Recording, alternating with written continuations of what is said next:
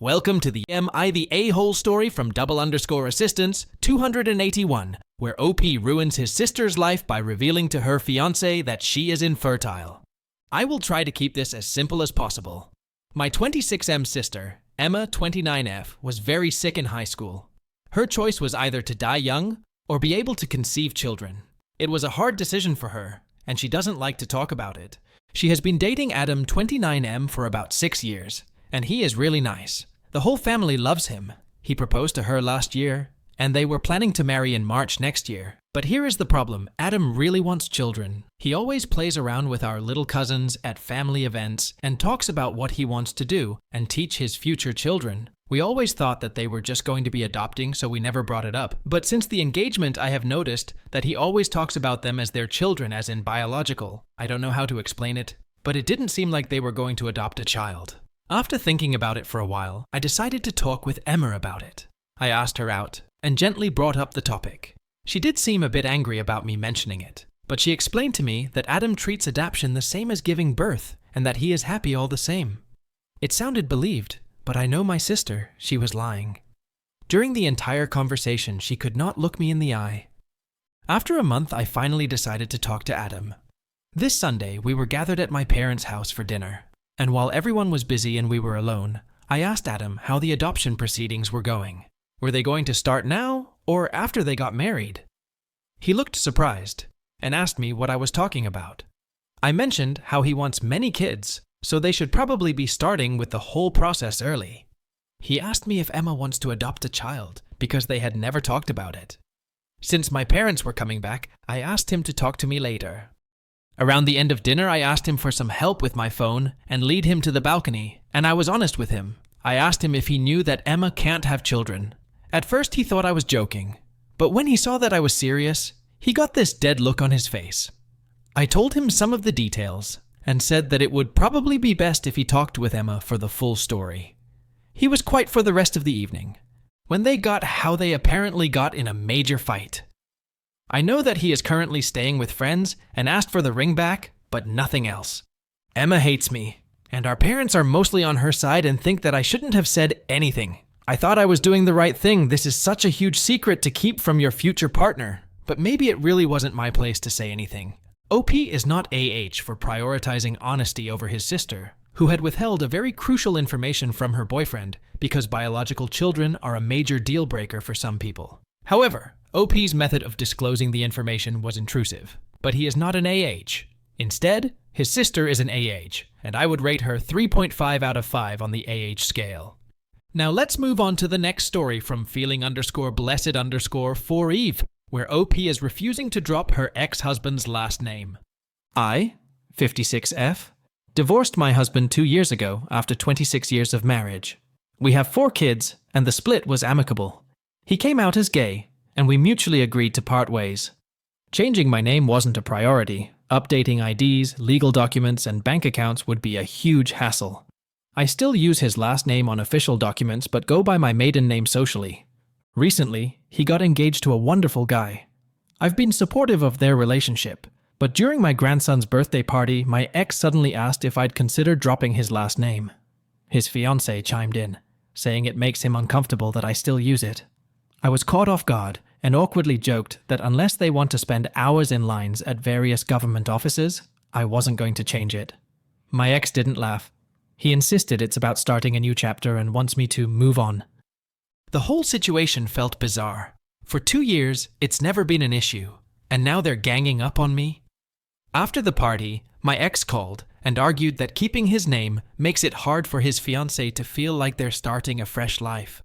I countered that our kids still use the same name, and it would feel strange for me to be the odd one out. What really hurt was learning from my youngest son that his fiancé feels threatened by my name, assuming I'm clinging to some claim on my ex. I've made it clear I have zero interest in rekindling anything, but it feels like I'm being pressured to erase a part of my identity. My ex admitted his fiancé is uncomfortable because he sees me keeping the name as a power play. I feel like I'm caught between trying to keep peace and being forced into something just because his fiancé is insecure. They want me to go through the hassle of changing everything for their comfort. I told my ex that I'll consider it later, maybe after they're married and settled. But now he's furious, saying I'm being petty and selfish. My friends think I should stand my ground, but my kids are divided. One thinks I should just give in to keep the peace, while the other agrees that it's ridiculous to change it just because his fiancé feels insecure. I'm frustrated. I don't see why a name on some legal documents is such a big deal, but they're making me feel like the villain. So, AITA for refusing to drop my ex-husband's last name, even though he's getting remarried? OP's not an AH for keeping her ex-husband's last name. She is doing all this for their shared children, and the insecurities of her ex's fiancé are unreasonable, and OP's ex and her fiancé are being jerk here, and I would give them 1.5 out of 5 on the AH scale. Now let's jump onto the next story from Electronic-Tension 70. I, 35F, have known my best friend, 34F, since she was born. Our parents were friends in college. As long as I can remember, we've always been inseparable. We went to different high schools and then different states for college, and yet we have remained closer than ever. This bond grew especially because my parents died when I was 18, and since then, her parents took it upon themselves to act as my family, inviting me over for the holidays, sending me care packages, etc. And so, she became the closest thing I have to a sibling. A few weeks ago, my best friend, let's call her Anya, her fiancé, and I visited our hometown where we stayed with Anya's parents for a few days to plan her wedding. It was all going well until we got to the guest list. The guest list had pretty much been finalized at this point, but it was my first time seeing it. I noticed that my name didn't have a +1, and that my wife's name wasn't on the list at all. I assumed that it must have been a mistake, so I asked Anya about it casually in front of everyone. As soon as I asked, she got all tense and looked at her fiancé and parents weirdly. At this point, it was clear to me that there was something going on that I didn't know about. I asked her what was going on, and Anya cleared her throat awkwardly before telling me that the reason my wife wasn't on the list was because she wasn't invited. I was shocked. Anya and my wife aren't particularly close, but they have always been friendly with each other and never had bad things to say about the other person. I asked her why, thinking it might have been a financial issue. She again looked around awkwardly before eventually telling me the truth. She was afraid that having my wife at her wedding and us being seen as an openly queer couple would take attention away from her on her big day. I feel it is important to mention at this point that Anya and I are both South Asian, and Anya's wedding is going to take place in India, although we live in the US, so that all her relatives and parents' friends are able to attend. At such a traditional event, it would indeed be an uncommon sight to see an openly queer couple together, and honestly, it likely would take some of the attention off of Anya on her wedding day. Knowing that, I can't really blame Anya for wanting one day where the focus is solely on her and her soon-to-be husband. However, I also don't think I can attend an event where my partner isn't welcome, regardless of the reason. My wife is the most important person in the world to me, and although I respect Anya's decision, I can't bring myself to go to another country and to the wedding without my wife. Anya, her parents, and our family friends are all extremely hurt by this decision and are telling me that I am being selfish. After everything that Anya and her family have done for me, I can understand why. But it still doesn't change my decision to not attend the wedding. AITA? OP is not the AH.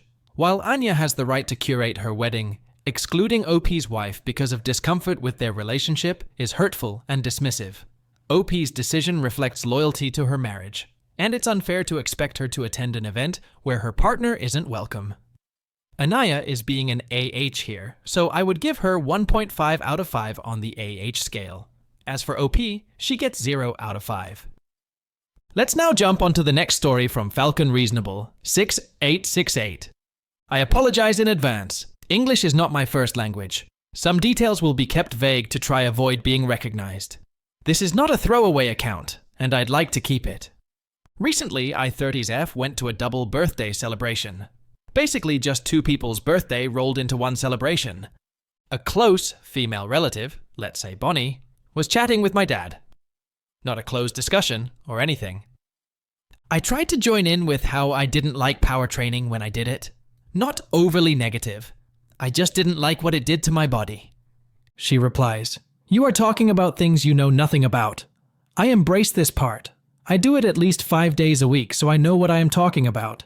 I hadn't said anything about how it works technically, I just have bad body image, and didn't like it bulking me. She went on a whole tangent, sounded like shouting at me. So I started responding with, "And why is this such a big deal to you? I only said XYZ?" She responded with the exact same responses, and how I butted in a conversation I was not part of, knew nothing about. I felt extremely talked down on and dismissed. I tried to indicate it was too much for me, and to stop, but in the end I shouted at her to leave me alone. Had to do it a few times, and she just wouldn't. When she finally stopped, I directed my words at my partner, basically saying WTF, as I was extremely shocked and hurt, and could feel a meltdown coming. I tried to calm down using my headphones. I have autism. So I asked my partner if we could leave. We got our coats and went to leave while fought the tears. Tried to tell my dad about it and that I tried my best. He said was. So did she. He tends to call me too sensitive or cut me off. I hugged the people I felt able to hug. Bonnie's daughter gave me several hugs. She heard it all and felt extremely bad for me. We managed to leave, and out of sight, I started truly sobbing. I tried to put things down as best I could, but it was very difficult, and I felt very angry and disappointed through it. Some disclaimers. My dad is not perfect, but he is there for me, and I love him dearly. I just want advice and some feedback. I will not be able to process a lot of emails and will likely miss comments, but I will do my best. Thank you in advance. OP is certainly not an AH because she just prioritized her mental health in this difficult situation, and her choice is the best. So I would give her 0 out of 5 scores on the AH scale. Let's now jump on the next story from Mr_KJR. This is very graphic. If don't like reading about child abuse, I would avoid this post. I will be leaving out key details, so you hopefully can't find out anyone's identification. If you find my mother's information, please keep it to yourself. When I was 3, my dad was out of the picture due to being in the special forces. My mother was left alone to watch me and my brother. We were often neglected, left home alone, wasn't fed, and physically abused. I ended up having my arms broken, several ribs, as well as several fingers and toes. My brother didn't get off so lucky, and she ended up killing him right in front of me. She went to jail for a very short amount of time. During the time she was in jail, my dad came home from the military and continued the abuse. I think he was frustrated about the situation and took it out on me. As an adult, I finally understand what my dad went through, though I would never do the same to my kid if I was in the same situation. My mother would also beat my dad. She even ran him over with a car several times. My mother got out of prison after a very short sentence. I eventually learned more about the case and found out the court case didn't include the abuse to either of us, just the fact that she killed my brother and she pleaded insanity. I tried to forgive my mom regardless, meeting her maybe once or twice a month. When we met, all I would hear is that she wants grandchildren, even though the last kid she had, she beat to death brutally. When I took her out to Mother's Day at this nice restaurant, she would just talk about how she would get railed by countless guys while tied up. Keep in mind I was 17 at the time, and was super uncomfortable about the whole situation. All the people around us just stared, and I was so embarrassed. I just thought, how can a person act like this in public? After this, I stopped seeing her nearly as much, maybe 10 times, over the next 5 years. Time goes forward. I'm getting married, my mom comes into the picture and starts getting upset because several of my family members don't want her at the wedding. I told her she can come anyways. I think it's her right as I'm her son. It blows up and she ends up getting extremely mad at people and blaming everything on me. At this point, I've given up. I gave her so many chances, and I just can't deal with her anymore. The thing is, everyone on her side of the family sides with her, and they are all just as vulgar and nasty as she is. So I decided to cut off the entire family. I've had people die, people I used to love, and I feel nothing. I didn't attend their funerals, and people on my mom's side see me as a monster worse than her. But I don't see them as family, nor do I think I should care about their life when they didn't care about my brother's. Now I'm finally having a kid at the age of 25. We haven't told her or plan on it. Still feel pretty guilty for not saying anything, but I feel like she doesn't deserve to be around me or my family. OP is not the AH for cutting off an abusive and toxic family, especially after enduring immense trauma and betrayal. It is completely reasonable, and protecting OP mental health and future child is the best choice. The guilt over estrangement is understandable, but it does not make OP an AH. So, I would give OP 0 out of 5 on the AH scale. Let's now move on to the next story from tall-ant-4477. My older sister, 34F, was born without the reproductive organs required to have a biological child. Because of her condition, she also has some other health problems, which disqualify her from adopting due to the uncertainty around her quality and length of life. She was aware for most of her life that she couldn't have biological children. That was discovered when she was still very young, but the rest came throughout her 20s. She had dreams of motherhood and had lists of baby names she wanted to use, but she will never be able to use them on children that are hers. What I, 28M, did not know at the time was she had saved her baby names and was hoping she would get to name or help name my future children. My wife, 27F, and I are expecting our first child. We haven't announced the but my sister thinks we're having a girl and shared her girl names with us. We thanked her and said we, wife and I, would discuss what the name would be at some point. My sister looked upset by the response, and she then shared her boy names thinking she got it wrong. We gave her the same response.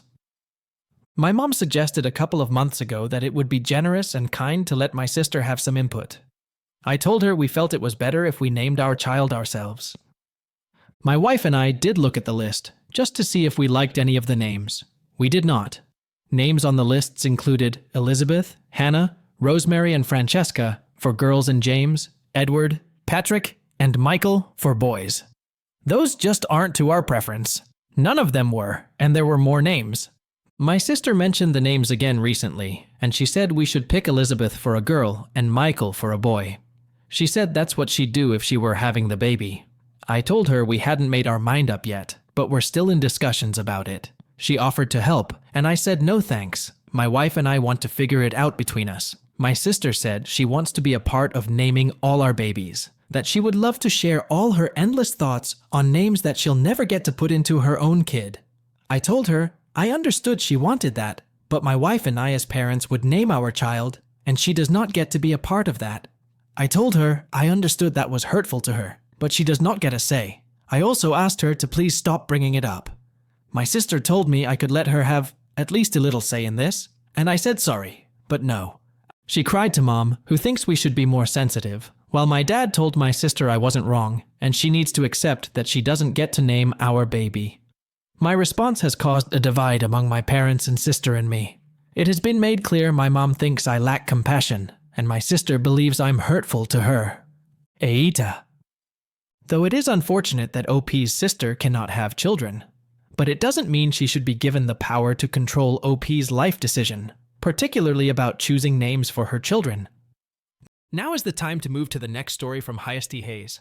I go to a Bruegel's Bagels about once every other week, a very suburban bagel chain that serves bagels as sandwiches, and an array of other breakfast goods. Today I got in there around 30 minutes before closing. I'm the only customer. It's a small location with 2 people behind the counter. I order 2 bagels with cream cheese, toasted. The person manning the cash register rings me up. I input my debit card. I don't tip. They hand me the bag a minute later. I say thanks and leave out the door. I get home and open the bag, and the bagels are poorly toasted, only slightly warm, and my house is 3 minutes away from the location, and also not cut. It's a silly thing to write on the internet about. The food is totally fine to eat, and it tastes mostly good, but it strikes me as a sloppy job. First, I jumped to the conclusion that I didn't tip, and they were like, "F this guy," and did the bare minimum. My personal stance on tipping is that if I'm standing at a cashier and ordering food that's going to come out a moment or a few moments later, tipping is totally off the table. It kind of pisses me off when some places turn the card reader around and it says 25% tip as the base. If I had ordered something complex, or something where a person was going to put effort into that item, I would have tipped. But what I ordered strikes me as almost the simplest item on the menu to curate. And I think the reason why I'm writing on this form about this is because this isn't the first time this has happened at this location. In previous months, again, where I was not tipping and ordering the same order, there were similar small errors, mostly around the bagel not being toasted, usually not at all, poorly cut or not cut, etc. I also thought about the angle of, It's late in the day for this person's shift. Perhaps they are just really tired and are missing the mark, which is somewhat understandable. But it's shitty for me and my experience buying a overpriced bagel. But I thought back to the incidents that occurred over the past few months and thought that I might be the asshole not throwing them an extra couple of dollars. Right now, my mindset is that I'm just going to avoid that joint and use other breakfast food options, and to also just get my own bagel supplies from the grocery store. I stopped going to that Bruegel's after being previously annoyed at their service, and thought to give them another go recently, but I think it's over with them. As an aside, this is a non-conclusive list of scenarios where I would totally tip. 1. I sit down and food is brought to me. A server comes to my table. 2. I am given advice on what I should do, order. 3. I know that see the individual regularly, and we have good interactions. 4. There's some type of skill or craftsmanship put into the product. 5. I spend an extended period of time with that person for that service, that is, an Uber ride. I used to work in the service industry. In my opinion, it's almost always a place to be. I personally think that tipping shouldn't exist, because it's mostly a tool for corporations and small businesses to pass on costs to the customer rather than provide people a stable working income. It's just bad for the working class in my opinion. TLDR, I'm annoyed that people won't fully toast my bagels and cut them because I refuse to tip for what I perceive to be an extremely simple service. OP is not the AH for not tipping, as tipping is typically reserved for more personalized or complex service. However, expecting consistently great service shortly before closing or after past frustrations might be unrealistic. Let's now move on to the next story from expensive_Ioli 8185. My 16M mom died when I was 5. When I was 8, my dad remarried. He started dating my stepmother a year before, and he talked to me and my sister, 24F, about it before. He told us we didn't need to see our stepmother as a new mom, or even a mom figure if we weren't comfortable. But if we could be respectful and give her a chance to be something. He told us if there was anything off, he wanted to hear that too. We gave our blessing while also saying we didn't want her to be new mom. And Dad said he supported that and would make it clear to her. They got married and things seemed okay. Dad never called her our mom or anything, and she didn't really. There were times she called us her kids, and she'd try to do some of the mom things like Mother's Day activities, or sometimes we'd have stuff a parent-kid sports day, and she'd want to go instead of Dad since most kids have their mom. But Dad would gently remind her that she wasn't mom.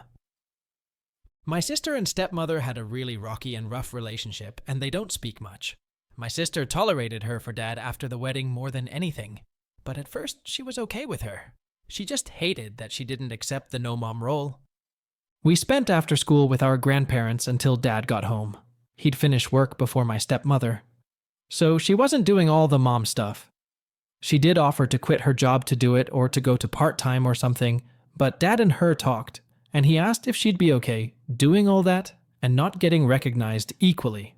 So she kept her job, but still tried to fill the mom role sometimes. My dad and her started trying for kids and they ended up going to fertility doctors and stuff. Even when that was happening, she still tried to fill that role for me. But I still don't want her to be mom. The problem now is she can't have bio kids. Nothing can help.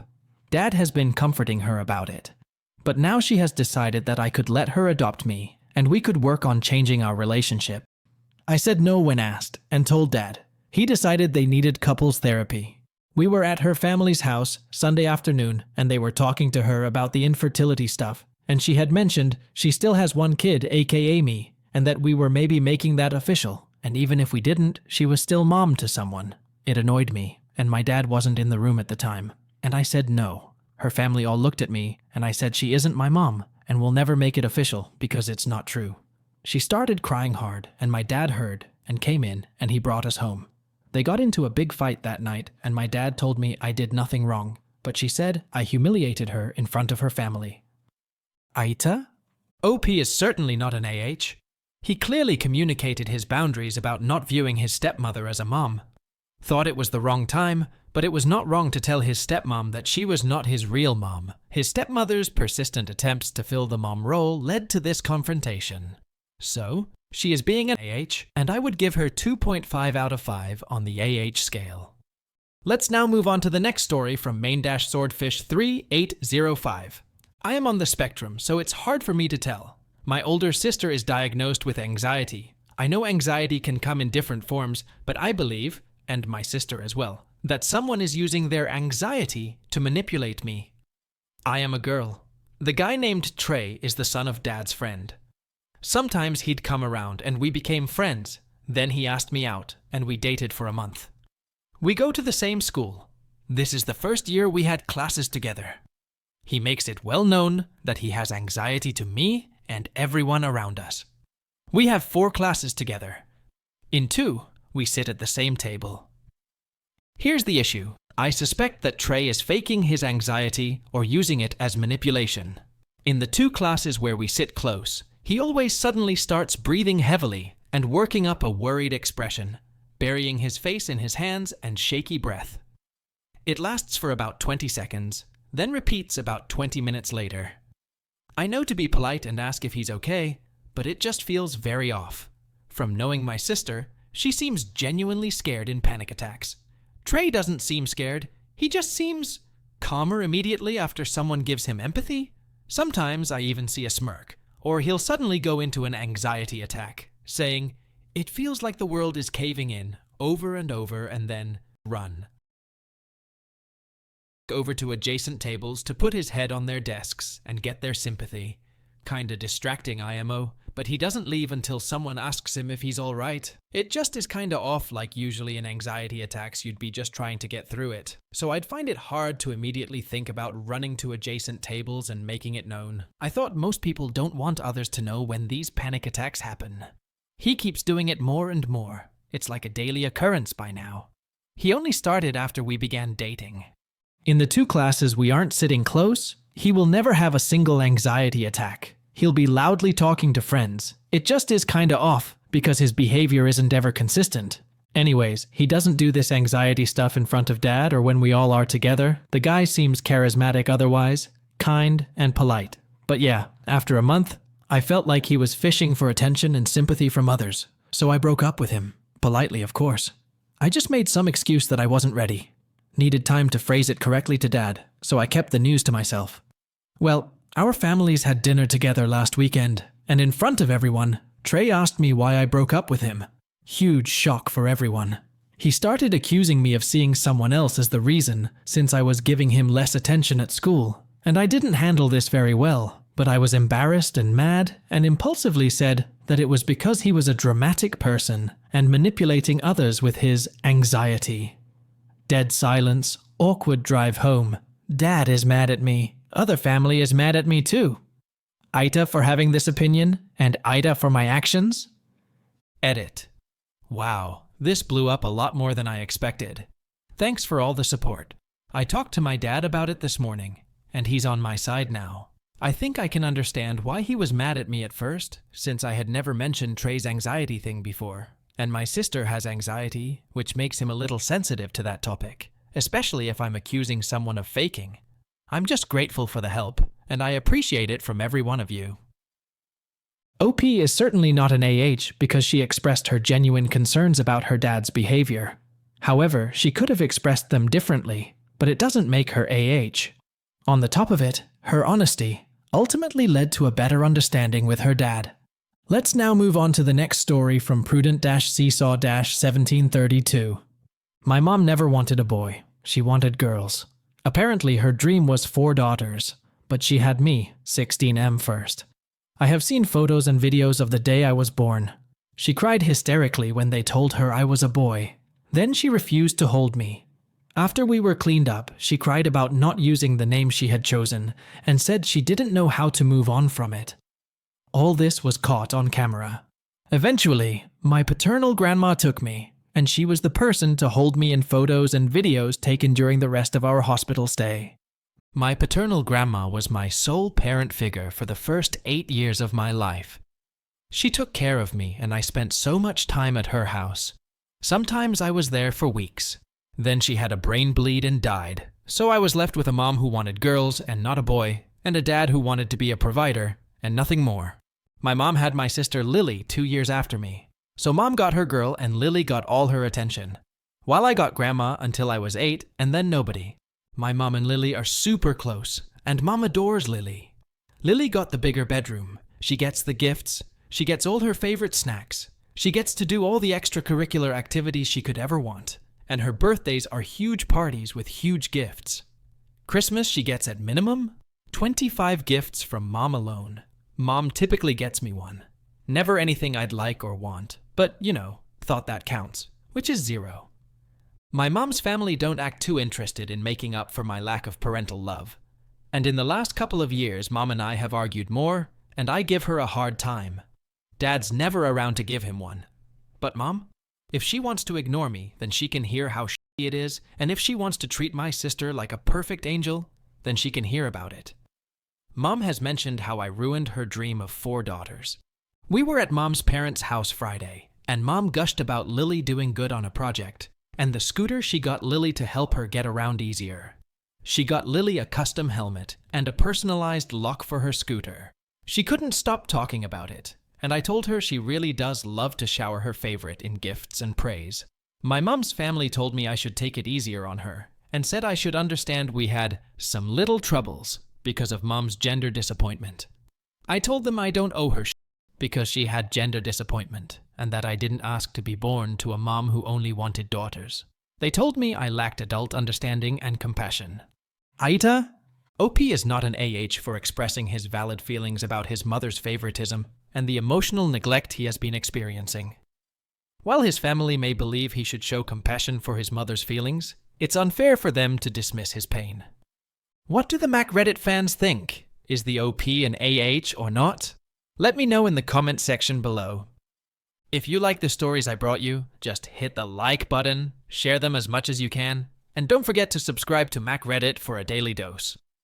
Bye bye. See you tomorrow with some more spicy fries.